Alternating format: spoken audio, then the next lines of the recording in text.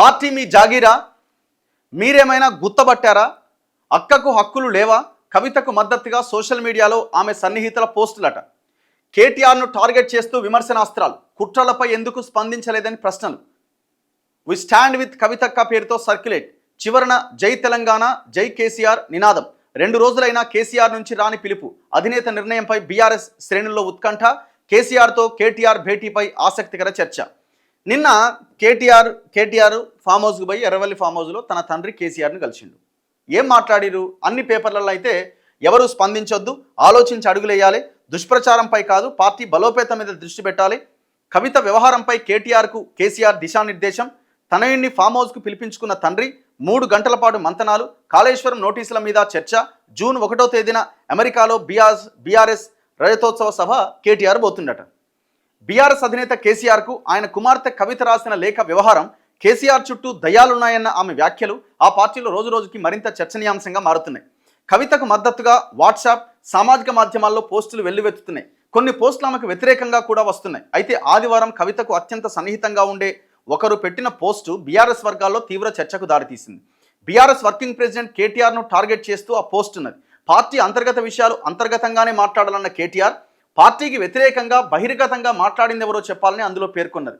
ఇంత పెద్ద పేపరు, ఇంత పెద్ద కథ, ఒక్క ఆయన ఎవరో పోస్ట్ పెట్టిండట, దాని మీద పెద్ద బ్యానర్ ఐటమ్ రాసిండు. అసలు నువ్వు ఏం జరిగిందో చెప్పు కదా. నేను చెప్తాను, వినండి ఏం జరిగిందంటే విషయము. కేటీఆర్ కేసీఆర్ని కలిసిండు. ఇంతకుమించి ఏం జరిగే ఉండదాడా? Very clear. కేటీఆర్ వెళ్ళి కేసీఆర్ని కలిసిండు. ఏం చేయాలా, ఏం చేస్తున్నాము, ఎట్లా ఇది అని అంటే, కేటీఆర్ ఇప్పటికే కవితని కోవర్ట్ అన్నాడు. ఎవరు కోవర్ట్ అన్నాడు? రేవంత్ రెడ్డి కోవర్ట్ నువ్వు అన్నాడు. రేవంత్ రెడ్డి కోవర్ట్ అని కవితని అన్నాడు.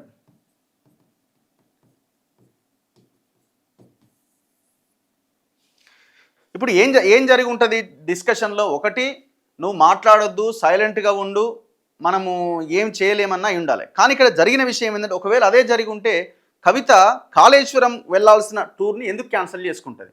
అది క్వశ్చన్ మార్క్. ఇప్పుడు 3 గంటలు సమావేశమైన తర్వాత, 3 hours సమావేశమైన తర్వాత కవిత తన టూర్ని రద్దు చేసుకున్నది. ఏం టూర్ అది? నేను మీకు చూపిస్తా.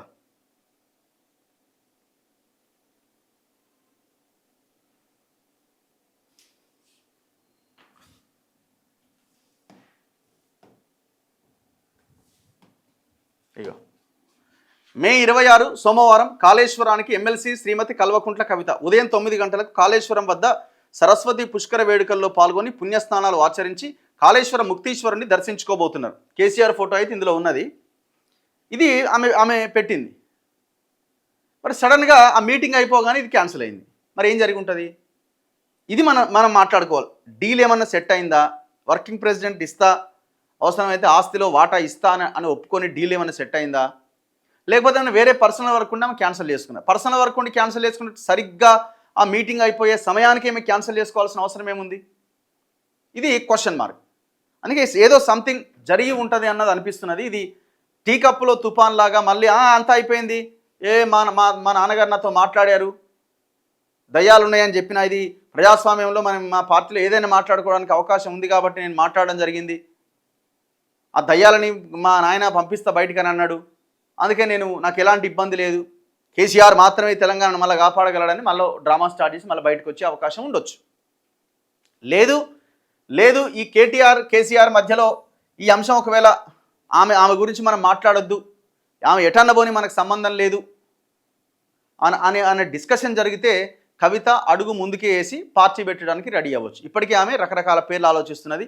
ఈ TBRS అన్న తెలంగాణ బహుజన రాష్ట్ర సమితి అన్న పేరును కూడా ఆమె ప్రధానంగా ఫోకస్ చేస్తున్నది. ఇవన్నిటి మీద ఆమె డిస్కషన్ జరుగుతున్నది. కానీ నా పాయింట్ ఒకటే, నిన్న వాళ్ళిద్దరు మీటింగ్ అయిపోగానే ఈమె కాళేశ్వరం టూర్ క్యాన్సిల్ అయింది. సో ఇప్పుడు ఇక్కడ విషయం ఏంటి? ఇప్పుడు ఈమె అయితే డీల్ సెట్ అవుతుంది. మరి ఇప్పుడు ఏం చేయబోతున్నది? ఇక్కడ కేసీఆర్ ఫ్యామిలీలో కేటీఆర్, కవిత,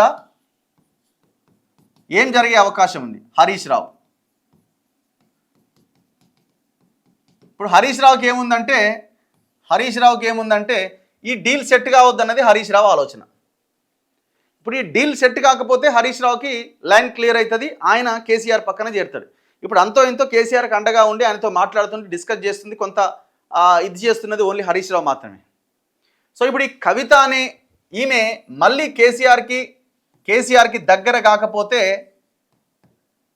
హరీష్ రావుకి అడ్వాంటేజ్ అవుతుంది, హరీష్ రావు లైన్ క్లియర్ అవుతుంది. సో ఒకవేళ కవిత కనుక కేసీఆర్కి దగ్గర అయింది అనుకోండి, అప్పుడు హరీష్ రావుకి మళ్ళీ ఇబ్బంది. సో ఏ రకంగా చూసినా ఇప్పుడు హరీష్ రావు ఆచితూచి సైలెంట్గా ఆయన తన అడుగులు తాను వేస్తున్నాడు. మరి ఇప్పుడు కేసీఆర్ కవితని ఏదో రకంగా దగ్గరికి తీసుకునే ప్రయత్నం చేస్తాడా, చల్లి వెళ్ళిపో అని చెప్పి వదిలేస్తాడా అన్నది మనం ఇక వాళ్ళు వేసే అడుగులను బట్టి దాన్ని బట్టి మనం అర్థం చేసుకోవచ్చు. కానీ ఒకటి ఏదేమైనా హరీష్ రావుకి ఇప్పటికే ఒక పార్టీ పెట్టడానికో ఇంకేదైనా తన రాజకీయంగా తను నిలబడడానికి ఒక గొప్ప అవకాశం ఉండే. 2018లో అది పోగొట్టుకున్నాడు. ఇప్పుడు ఈ క్షణంలో కూడా ఆయనకు ఆ అవకాశం ఉంటే దాన్ని కూడా పోగొట్టుకుంటున్నాడు.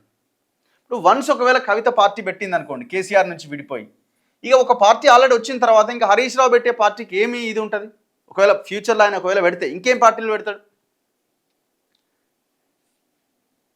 కాకపోతే కవిత వెళ్ళిపోతే ఆ పార్టీని క్యాప్చర్ చేయడానికి హరీష్ రావు నాకు అవకాశం ఉంటుంది అన్న ఒక ధీమాలో ఆయన ఉన్నాడు. ఎందుకంటే కవితకి హరీష్ రావుకి అస్సలే పడదు. ఇప్పుడు కవిత కేటీఆర్కి పడతలేదు. ఇప్పుడు కవిత విషయం రాగానే హరీష్, కేటీఆర్, సంతోష్ రావు వీళ్ళంతా ఒకటే కొంత. మరి ఇప్పుడు కేటీఆర్ వెళ్ళి కేసీఆర్ని కలిసిండు కదా, మరి కేసీఆర్ మధ్య చర్చల సఫలమైతే హరీష్ రావును దూరం పెట్టారా అంటే పెడతారు. చెప్పుంటాడు కేసీఆర్, అరే ఎంతైనా మన ఫ్యామిలీ రా భయ్, ఆమె రెడీ అంటుంది, దారికి వస్తుంది, ఒక వర్కింగ్ ప్రెసిడెంట్ పడేద్దాం, సైలెంట్ అయిపోతుంది అంటే మరి బావ సంగతి ఏంటంటే బావని అవతల నూకేద్దాం, ఈ డిస్కషన్ కూడా వచ్చి ఉంటుంది.